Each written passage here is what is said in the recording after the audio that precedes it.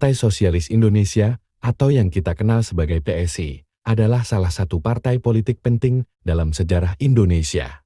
Didirikan pada 12 Februari tahun 1948, PSI menjadi wadah bagi para pemikir dan intelektual muda yang membawa visi sosialisme demokratik di tengah dinamika politik Indonesia pasca kemerdekaan. Namun, perjalanan PSI hanya bertahan hingga tahun 1960, ketika partai ini dilarang oleh Presiden Soekarno. Awal mula PSI, fusi dua partai. Cikal bakal PSI sebenarnya sudah dimulai sejak tahun 1945 dengan berdirinya dua partai sosialis, Partai Sosialis Indonesia (PSI) yang dipimpin oleh Amir Syarifuddin, dan Partai Rakyat Sosialis (PRS) yang dipimpin oleh Sultan Syahrir. Kedua partai ini memiliki visi yang serupa, yaitu menentang kapitalisme dan imperialisme. Pada tanggal 3 Desember tahun 1945, mereka mengumumkan penggabungan dalam sebuah kongres fusi yang dilaksanakan di Cirebon pada 16–17 Desember tahun 1945. Dari kongres tersebut, lahirlah Partai Sosialis. Sultan Syahrir ditunjuk sebagai ketua partai baru ini, sementara Amir Syarifuddin menjadi wakil ketua. Partai ini populer di kalangan intelektual muda, mahasiswa, dan pelajar, terutama mereka yang aktif dalam gerakan bawah tanah selama pendudukan Jepang. Partai Sosialis dalam pemerintahan. Partai Sosialis langsung menunjukkan pengaruhnya di dalam pemerintahan. Pada akhir tahun 1945, partai ini mendapatkan 5 kursi di Badan Pekerja Komite Nasional Indonesia Pusat KNIP, sebuah badan legislatif de facto sebelum adanya DPR. Salah satu tokoh mereka, Supeno, bahkan terpilih sebagai Ketua Badan Pekerja KNIP. Perundingan Linggarjati, yang dipimpin oleh Kabinet Syahrir, menuai kritik tajam.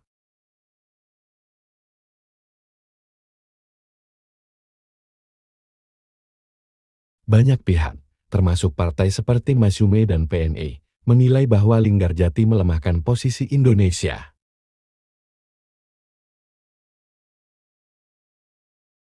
Untuk meredam kritik, pemerintah menambah jumlah anggota KNIP dari 200 menjadi 514 orang, demi memastikan dukungan terhadap perundingan tersebut.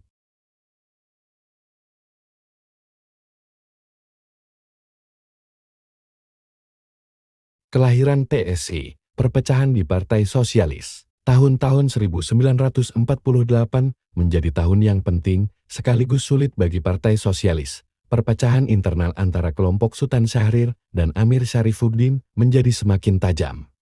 Kelompok Syahrir akhirnya mendirikan partai baru, yaitu Partai Sosialis Indonesia (PSI), dalam sebuah pertemuan di rumah Subadio Sastrosatomo di Yogyakarta pada 12 Februari tahun 1948. Meskipun Syahrir tidak hadir secara langsung, ia ditunjuk sebagai ketua PSI. PSI membawa ideologi sosialisme demokratik yang berbeda dari kelompok Amir Syarifuddin, yang lebih condong ke arah komunisme. PSI mendukung Kabinet Hatta I dan menjadikan dirinya sebagai penyeimbang dalam dinamika politik Indonesia. Kejatuhan PSI, pemberontakan Madiun, dan larangan partai. Namun, perjalanan PSI tidak selalu mulus.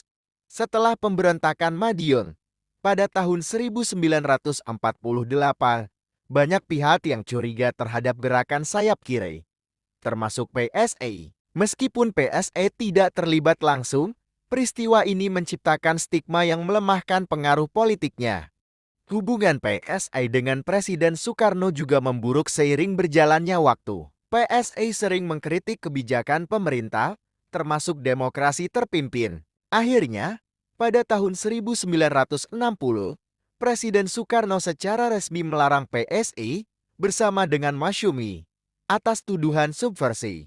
Partai Sosialis Indonesia adalah bagian dari sejarah bangsa yang mengajarkan kita tentang pentingnya keberanian untuk berpikir kritis dan memperjuangkan keadilan. Sejarah PSI adalah pengingat bahwa politik adalah alat untuk melayani rakyat, bukan untuk kepentingan pribadi atau golongan semata. Indonesia tanah air